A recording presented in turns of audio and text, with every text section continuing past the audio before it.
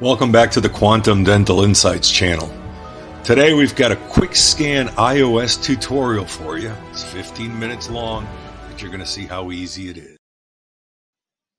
Hello, in this video I'll be showing you how to use the QuickScan iOS software. So on your desktop, look for the R icon that says Run Yes 3ds. Double click on it and allow the application to open.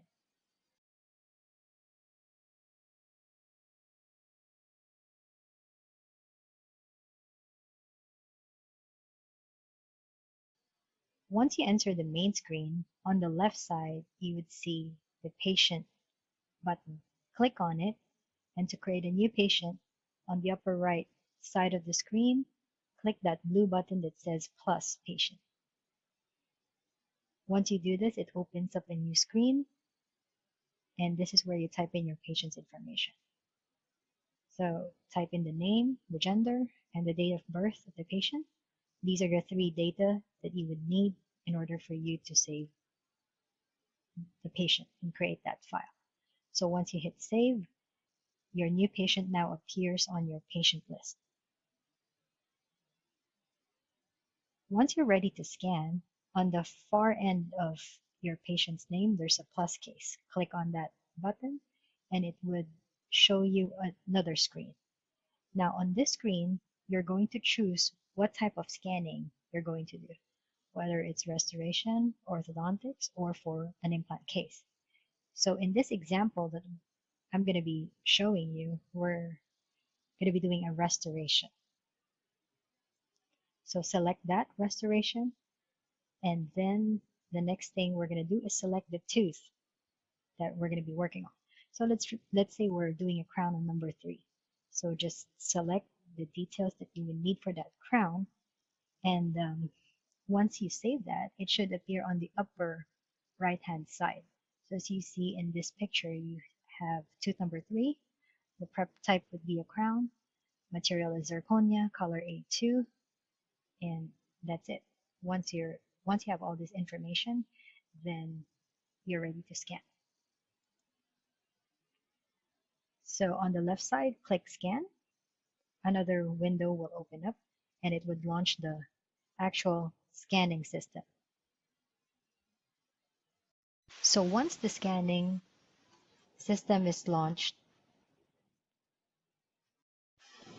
the lower arch is already the default area that needs to be scanned first. So go ahead, click the button on your scanner to activate the live video on the lower right, and then you can start scanning. The usual scan pattern is occlusal, then move towards the lingual, and then move towards the buccal. So that's the usual scanning pattern. One scanning tip is that once you start with the occlusal, just go all the way to the other end of the arch in one smooth stroke as much as possible, and then you move over to the lingual. Again, continuous scanning, smooth continuous scanning, and then you move over to the buccal area.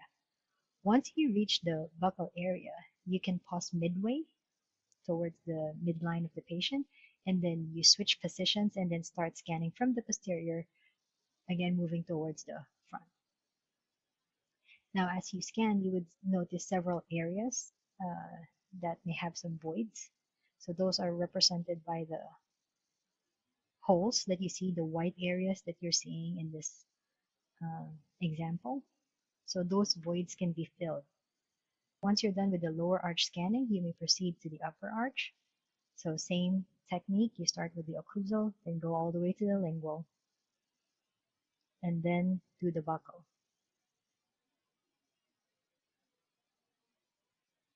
So in this video, I'll be focusing on scanning that prep area on tooth number 3.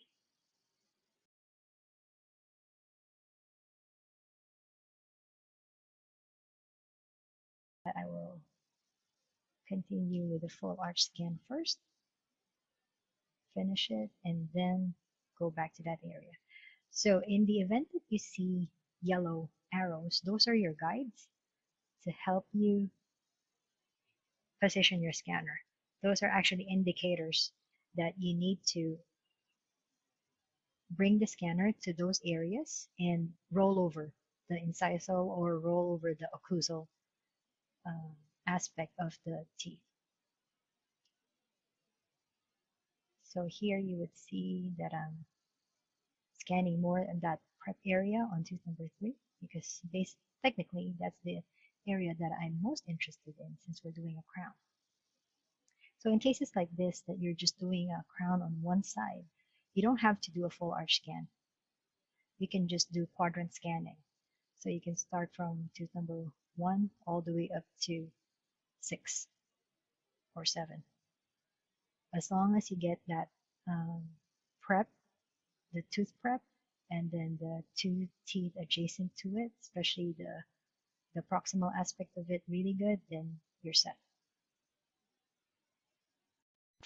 So make sure you double check that area, double check that prep area, that there are no voids whatsoever, because that's the area of interest to you.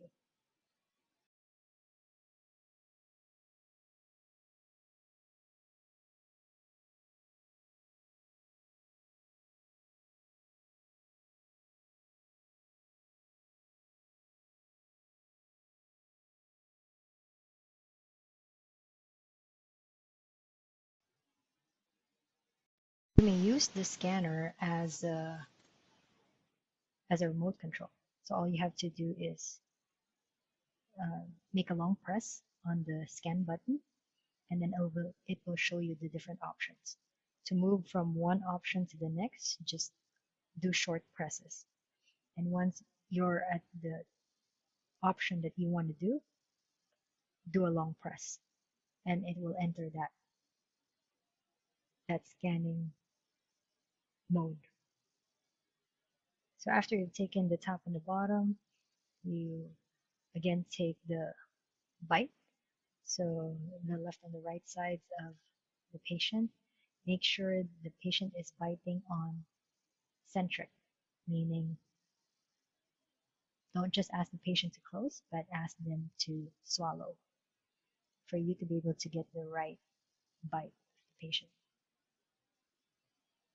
So just scan from the posterior, move towards the anterior area. You may stop scanning for the bite once you see the top and the bottom occlude. So do the same thing again for the other side. Start from the posterior, move towards the front, and then you stop once the arches occlude. So once you have all 3 scans, click Refine Check. That way the scan data would be clean and all the voids would be filled. So the Refine Check takes about a minute, sometimes less, sometimes more. It depends on the amount of data that you actually scan during the process. Once Refine Check is finished, you now have your data. And here on the screen, you would see the occlusion, so the different markers. You would see it over there. So the next thing I want to show you is that on this stage, on the Refine Check stage, when you go back to the upper arch, since we have selected tooth number 3 as the prep tooth, you would be able to mark the margins. So click on upper, and then on the right side of the screen, there's an icon, or there's a button there. The very last button on the right side, it says margins. So click that button, make sure it's activated, it's colored blue, and then below it, you would see options that says mark margin line. So click that. Once you click that, you can press Control Z and then start marking the margins along the tooth. So just keep pressing Control Z and then the left click on your mouse to mark the margins. If Control Z is not working, try Shift and Z. So Shift Z or Control Z, and then start marking your margins. So basically you mark your way around the tooth, and then making sure that you're actually marking on the margins. You can rotate your screen, use your mouse to rotate the model or rotate the scan. And then once you meet your starting point, just double click on it and it will define your margin line. If in the event you need to edit some points on your margins, just click on the red button, the red uh, dots. Just bring them up. Make sure again you scroll, you zoom in, you zoom out, you move your model left, right for you to be able to mark your margins correctly. So once you're done with that, just click close. Now another function that is present in the restoration view would be undercut determination or undercut function. So basically this is going to tell you if your prep has an undercut. So the best way to do it is to position the scan on the path of insertion of your prep. So move it around and identify the path of insertion and leave it at that view. Leave the screen on that view. Once you're there, you click calculate. So once you hit calculate, it will show you some areas of green, yellow, and red. Red areas mean those are undercut areas and you might need to prep that side a little bit more. But in this case, there's no undercut on that particular view, as evidenced by no marking on the scan. So once you're done and you've checked your prep, the next thing to do is to export your data. So click export beside the refine check face, and then if you're going to just export your files, click export directly, and then it will create your files. So you're going back to the scan screen and you would see all the files. So if you're ready to send it to your lab, or if you're ready to save it on your computer, then just choose open source export. Then make sure the export path is correct and it saves to the location indicated in your export path. Now, if you're sharing this data to your lab, you can just click share and the data quick sharing screen appears.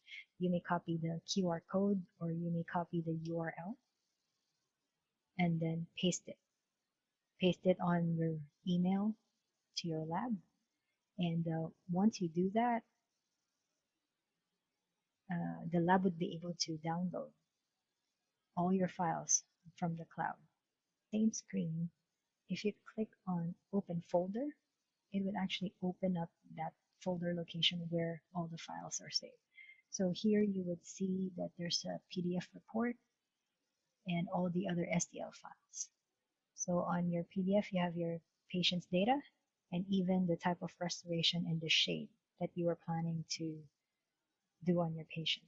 So everything can be seen on that PDF file. Okay, so that's it for today. If you have any questions, feel free to comment and let me know. Thanks.